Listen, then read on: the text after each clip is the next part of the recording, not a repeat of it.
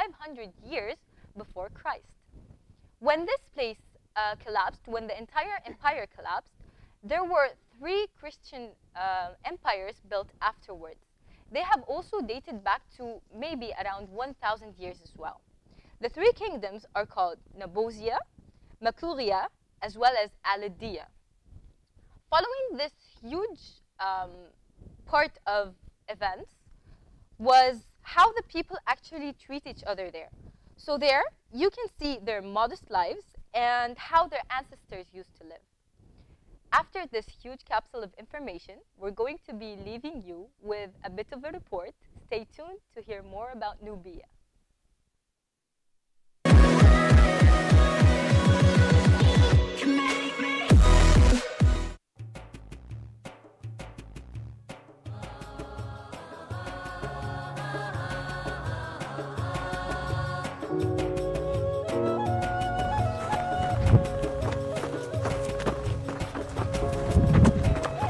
Island right now.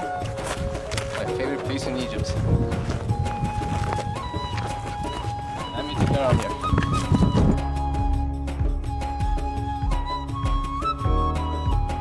My name is Abdurrahman Gab. I'm a filmmaker and a photographer based in Alexandria, Egypt.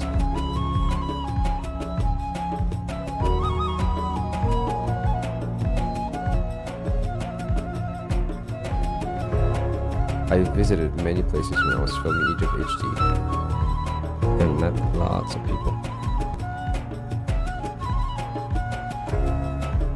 I enjoyed their stories, laughter and kindness. They inspire me in a very unique way. So I decided to make a book. This book is called Faces of Egypt. And as they say, a place is only as good as the people in it.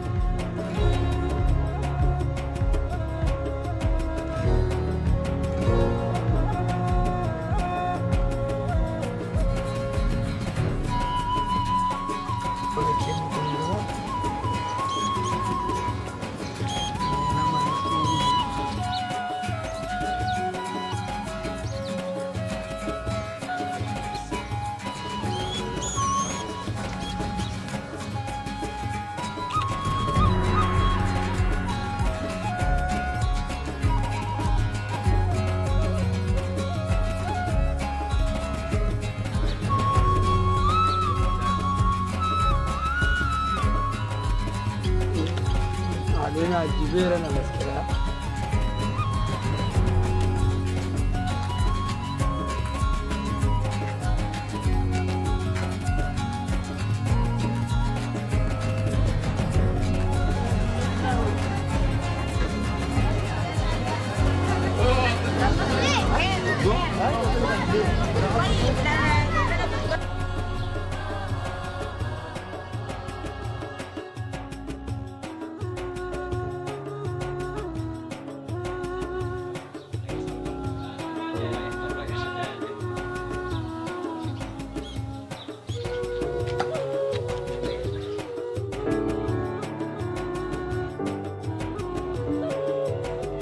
The Leica S is a very compact and robust camera.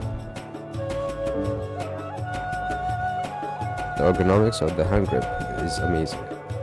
Just moving around with it is very easy, especially in very hot conditions of weather.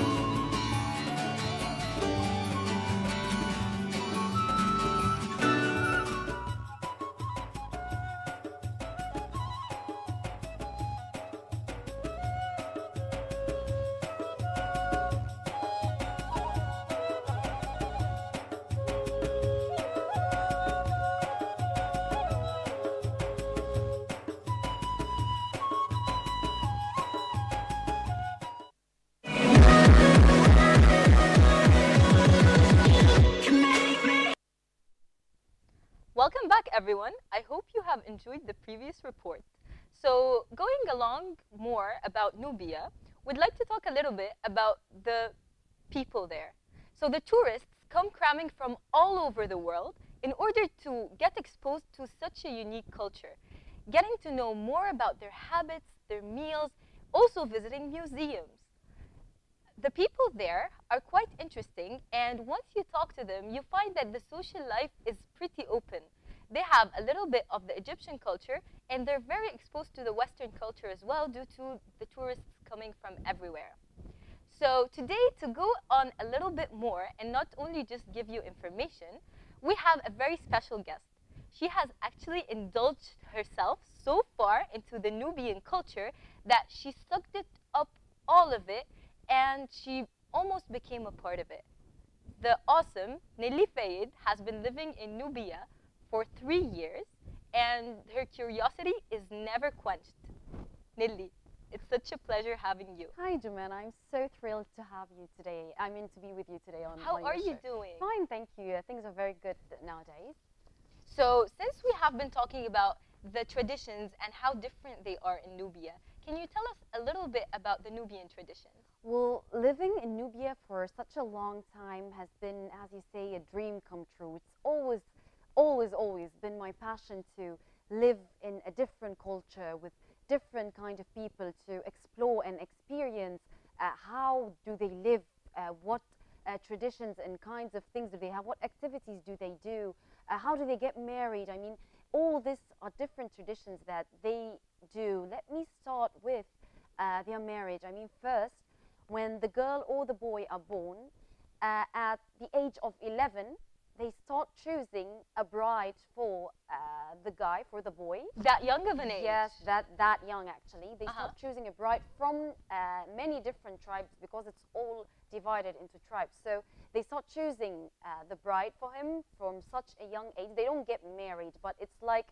you have like reserved someone for him. Let me call it like this. You like reserve this girl for this boy till you grow up. Does it come out of the fear that they might end up alone or something, or is it just a tradition? No, it's just a tradition. It's just a tradition. So then later on, at the age of 21, when the boy is 21, the girl is 18, they usually get married. I mean, they don't get married in our way. The girl doesn't wear a white dress or the guy wears a suit or something like this. No, they wear very simple clothes. The girl may wear something very colorful, like, their long abayas with jewelry and accessories on top of it. They must look very beautiful. They're very, I mean, having colors, a lot of colors in a place and in your clothing as in a general way makes people very happy. I mean, it's a new kind of thing to do. So yes, the girl is all decorated with jewelries and stuff like that. They are very also famous with henna. They do the black henna with all kinds of drawings. I mean, and the materials of henna is cheap. However, it does not compensation for the skin. They use very, very good natural things that would never harm your skin.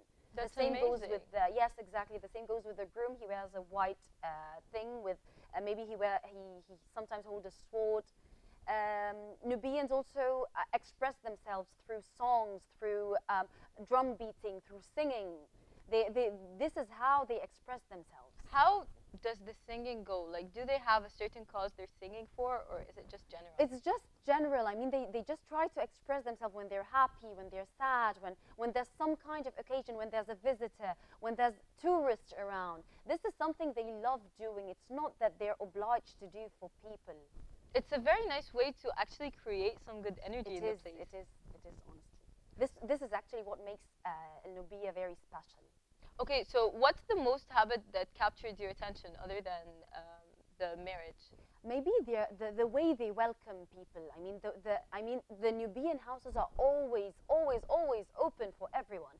Throughout, when you're walking over there in all of the villages, everyone would always invite you for tea, for something to eat. The houses are always open. The doors are always open. It's like literally open. I can imagine the safety that's around there must be exhilarating. Of course, yes. No, you don't. There's a lot of peace. I mean, you never find theft or robbery or fights or something like this. I mean, they're just living a simple life, trying to enjoy every bit of it. Okay, there's something that the people are basically aching to know all about. So we've heard a lot about the Nubian language, but we don't understand much about it. Can you tell us about it? Look, the Nubian language is to me, it was a very, very hard language. I mean, how can you even create a language that cannot be written?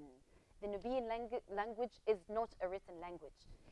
There's no words or letters for it. So it's amazing how they just communicate through this language that is not even written or read. I mean, even the small words they say that has meaning, you write it in Arabic letters as you hear the pronunciation, but there's actually there's no letters for the Nubian language. How do you get to learn something that difficult, though? Is it difficult? I mean, I don't know. Maybe I just learned like a word or two. I mean, what I learned over there is that welcome means anakato, stuff like that. But usually no, that the words were actually hard for me. I just spoke Arabic over there.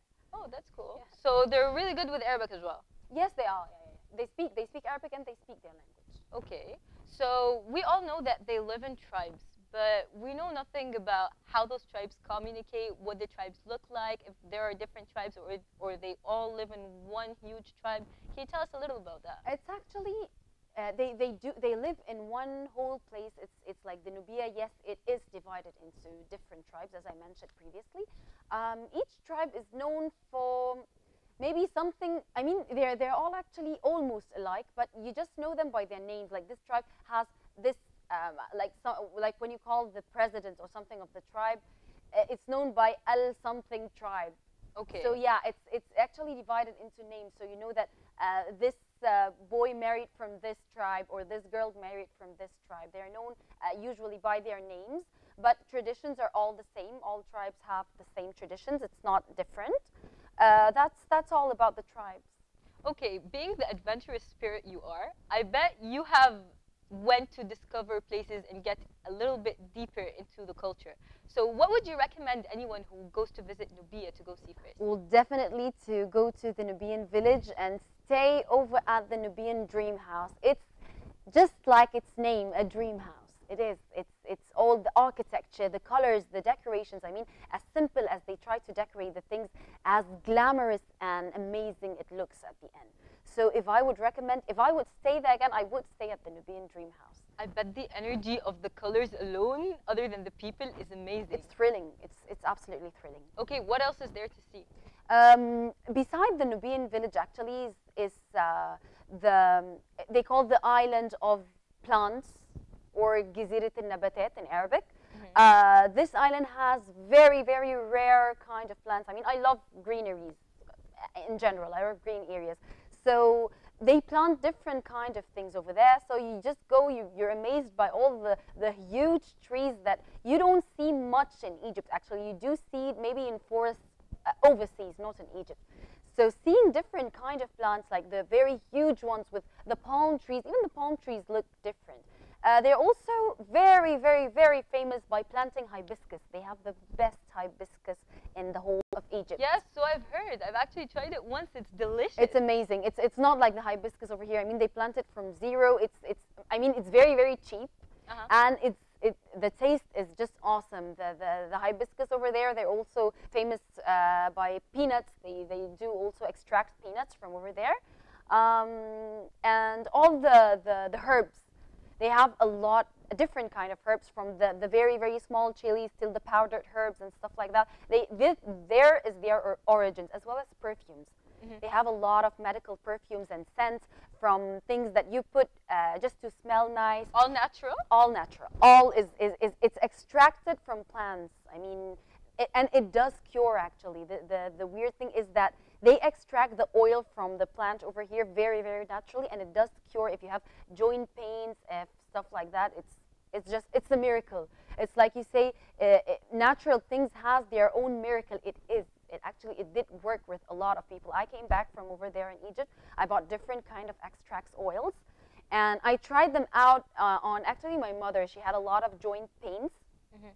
Pains for a long time. She's been in the hospital for a while, and none of the medications worked out. And when we tried to do the massage with one of the oils, it had amazing results. I'm so glad your mother feels better, yes. And thank God for Nubian people. Yes, exactly, yes, of course. Nelly, thank you so much. It's been such an honor. You're most welcome. And on this joyous note, we get to the conclusion that Nubian people live a life of simplicity, positive energy, as well as nature. This is the end of our episode of Always Nubian Show. We will see you next time.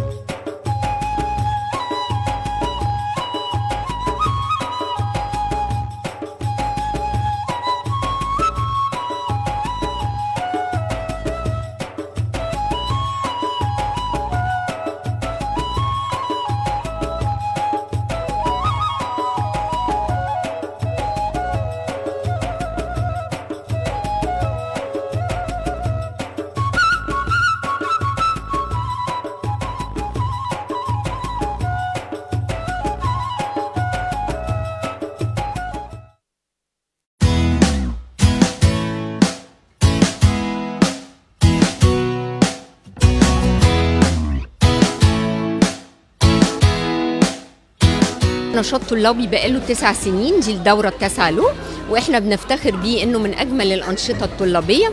الحقيقة هو النشاط بيفيد الطلاب في حاجات كتيرة، بيناقشوا الموضوعات الساعة، موضوعات سياسية، موضوعات اقتصادية، موضوعات اجتماعية، مشاكل حروب العالم. قبل MSA ما كنتش اقدر اطلع اتكلم مع حد ما اعرفوش. I would recommend اي student يسمع حاجة زي كده join student activities, join MSA because it's going to help you develop.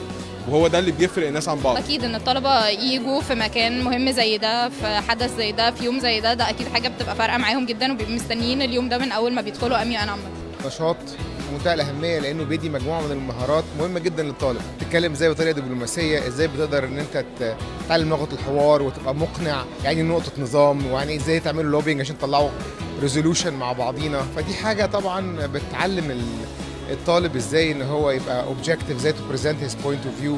ودي مهارات مهمه جدا للامبلويابيلتي او لان هو يتوظف فيما بعد، لانه لما بيعتمد الطالب على نفسه وبيعرف يتكلم وبيعرف يناقش موقفه وبيعرف يقول آراءه بطريقه محترمه ويستمع للغير، بيجد فرصه عمل اسرع بكتير من اي حد اخر.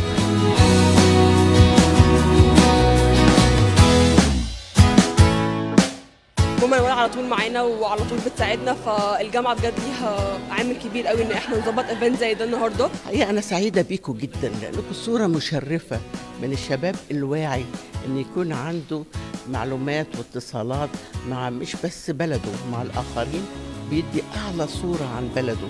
انا كنت فرحانه جدا وما زلت سعيده بانكم دايما بتاخدوا البيست ديليجيتس، ده معناها انكم احسن ناس اثبتوا وجودكم في المؤتمرات اللي بتروحوها بره. Youth for me are the future and the people here are going to be building this country and turning it into a better place. Thank you very much for having me here.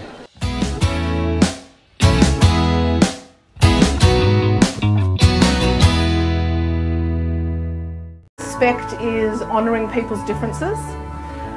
I think it's important though that you need to respect yourself before you can expect others to respect you.